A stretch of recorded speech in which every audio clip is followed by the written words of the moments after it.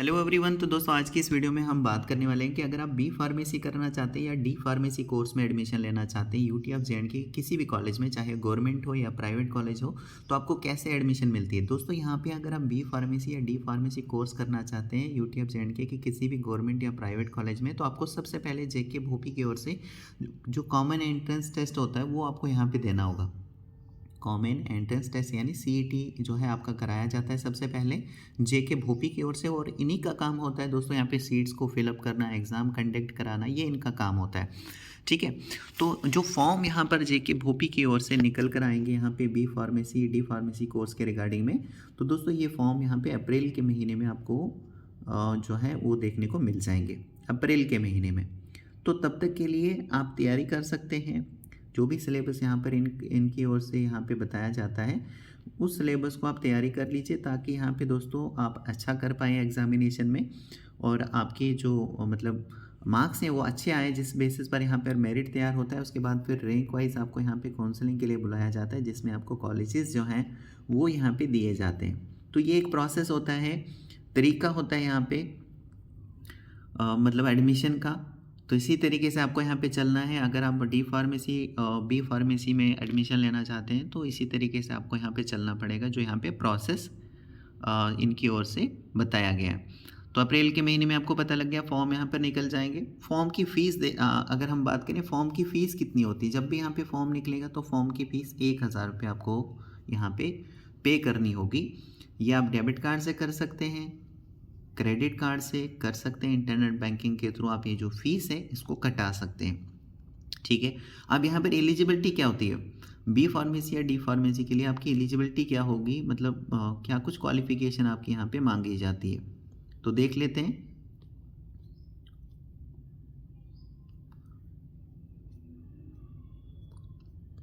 देखो दोस्तों, अगर आप बी फार्मेसी कोर्स करना चाहते हो तो एक डोमिसाइल सर्टिफिकेट आपके पास होनी चाहिए, और 12th आपने किया होना चाहिए फिजिक्स केमिस्ट्री बायो के साथ या फिजिक्स केमिस्ट्री मैथ से, और इंग्लिश आपका सब्जेक्ट जो है होना चाहिए 12th क्लास में, जो कि होता भी है।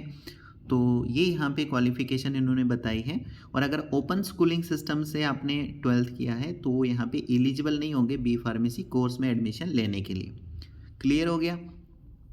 उसके बाद यहाँ पे 17 साल की एज आपके कंप्लीट हो 31 दिसंबर 2025, यानी नेक्स्ट आप फॉर्म फिल करोगे ना 2025 में, तो 31 दिसंबर 2025 को 17 साल की एज आपकी कंप्लीट हो। अपर एज लिमिट यहाँ पे नहीं बताया गया है, ओनली 17 साल से कंप्लीट हो जानी चाहिए, मतलब मस्ट हैव कंप्लीटेड 17 ईयर्स।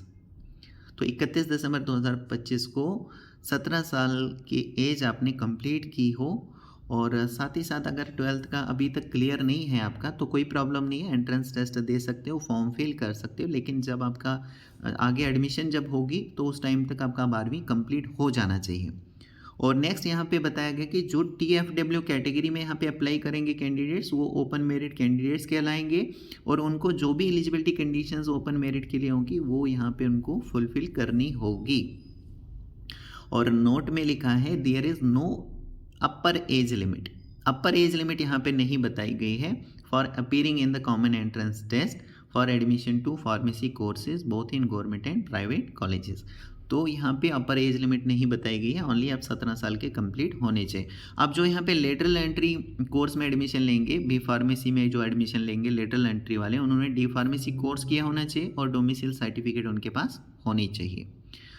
उसके बाद यहाँ पे डी फार्मेसी कोर्स में जो एडमिशन लेंगे उनके पास डोमिसाइल सर्टिफिकेट होनी चाहिए, 12वीं किया होना चाहिए फिजिक्स केमिस्ट्री मैथ के साथ या फिजिक्स केमिस्ट्री बायो के साथ, इंक्लूडिंग इंग्लिश सब्जेक्ट कंपलसरी यहाँ पे होना चाहिए 40% मार्क्स के साथ।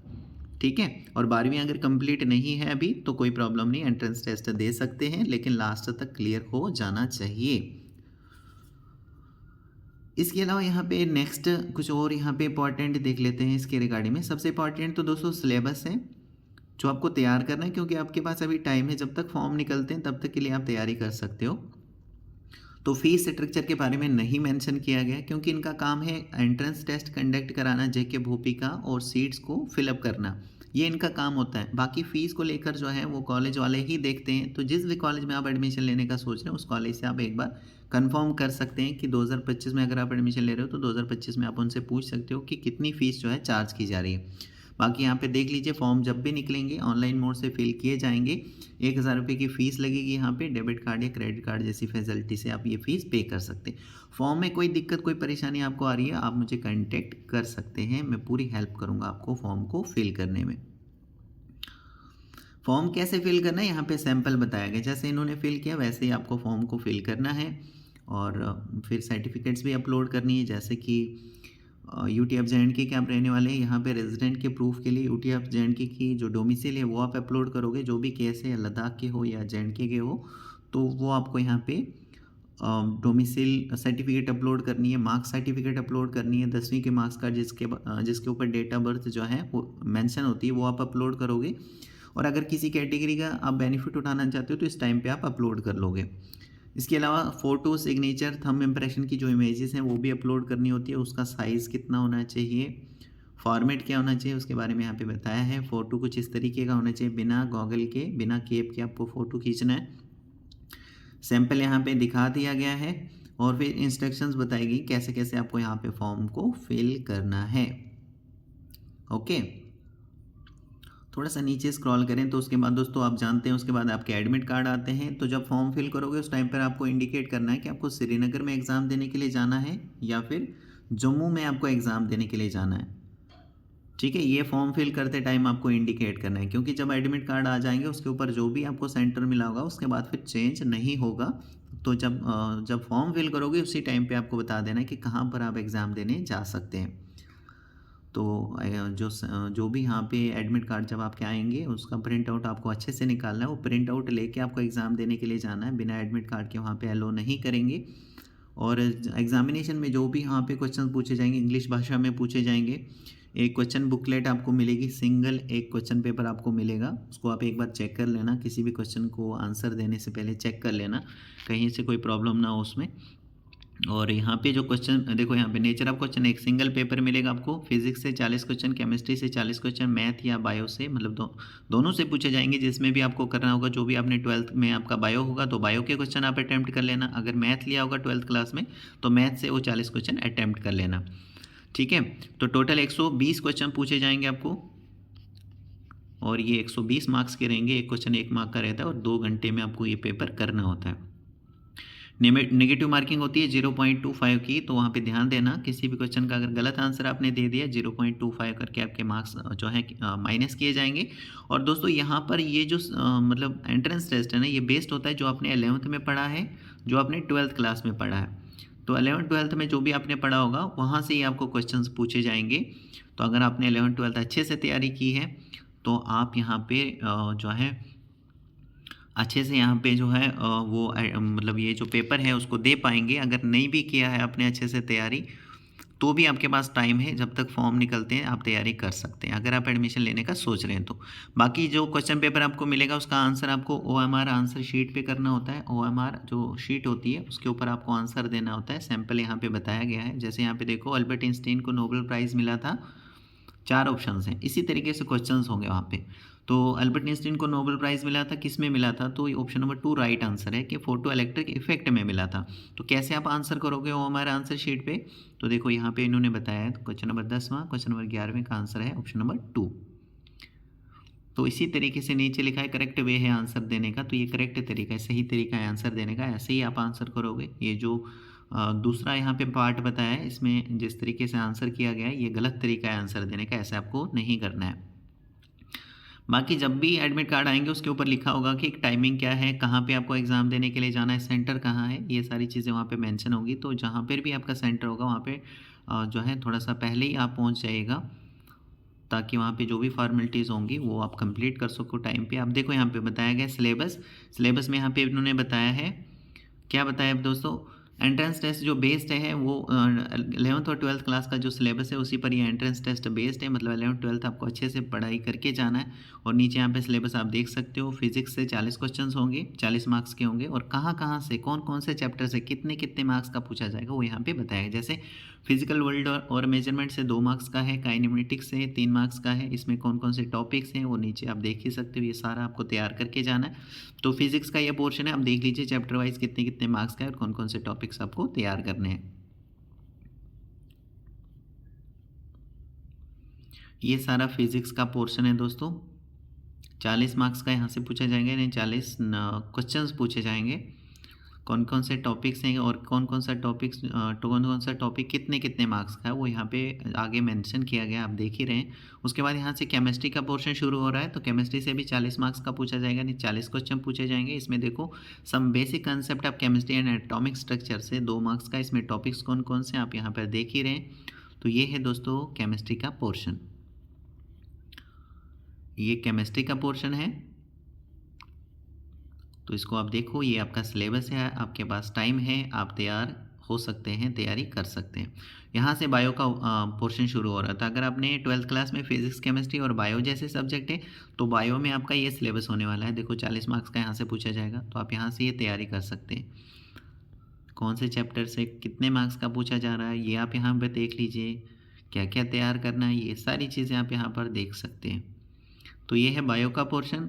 उसके बाद अगर आपने 12th क्लास में बायो नहीं लिया है, मान लीजिए 12th क्लास में आपका मैथ है, तो मैथ का सिलेबस यहाँ पर है, ठीक है। मैथ में आपको ये तैयार करना है। तो सेट्स, रिलेशन और फंक्शन यहाँ से 4 मार्क्स का पूछा जाएगा, ये सारे टॉपिक्स तैयार करने हैं।